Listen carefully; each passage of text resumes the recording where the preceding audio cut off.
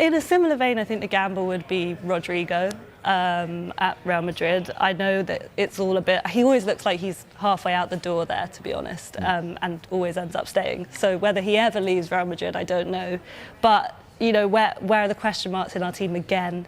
It would be that left side. Obviously, Trossard has really risen to that challenge this season, kind of unexpectedly. I think a lot of Arsenal fans were maybe expecting him to leave last summer, but Rodrygo has the kind of trickery, the ingenuity and the final product to kind of elevate that left side of the pitch to a sort of equal threat to Saka, which is the sort of dream scenario for Arsenal, I would say, in an attacking sense. Dan, just on Arsenal, is that the problem side? Do you agree with Scarlett there, the left?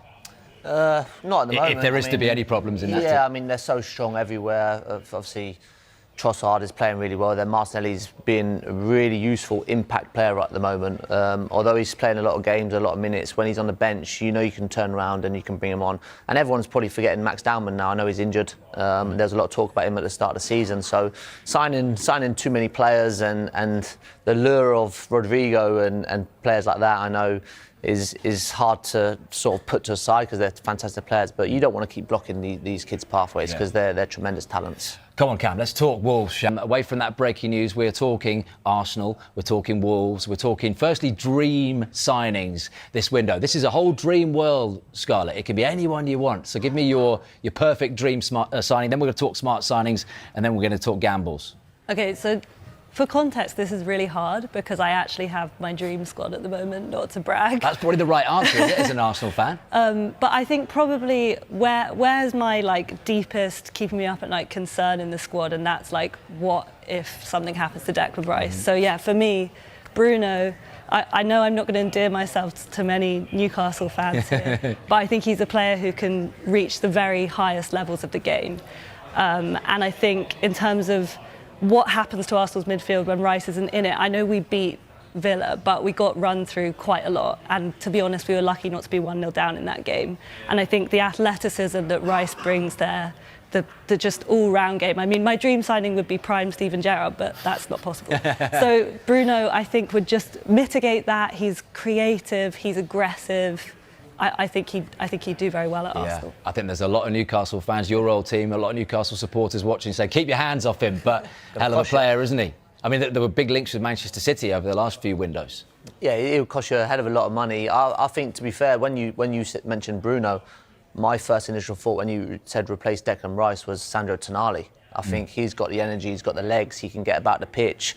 And when I hear the fans talk about Newcastle midfield, it's one of the best in the Premier League. A lot of people, yes, they mention Bruno, but I think Tonali now is creeping up to that level.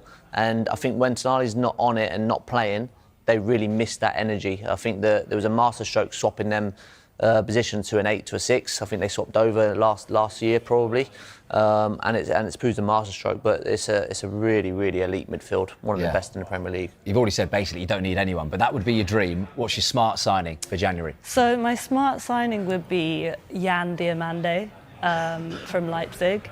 Now, come on, I'm going to put you right on the spot here because I've heard so many people say this kid's name, and he's a wonder kid. Everyone's talking about it.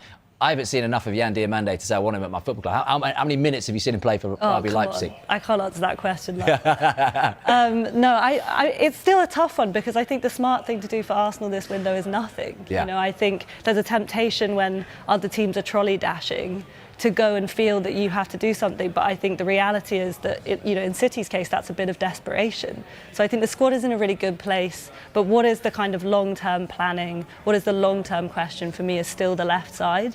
Madueke can go both sides. Trossard's having an incredible season. Eze's played on the left a bit, but since that game at Villa Park has not really been trusted there.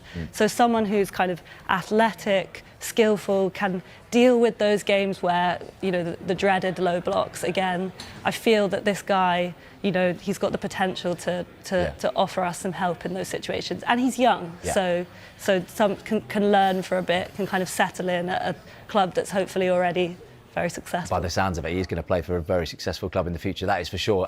Lastly, from you, Scarlett, roll the dice. Give me a gamble signing for Jan. Yeah,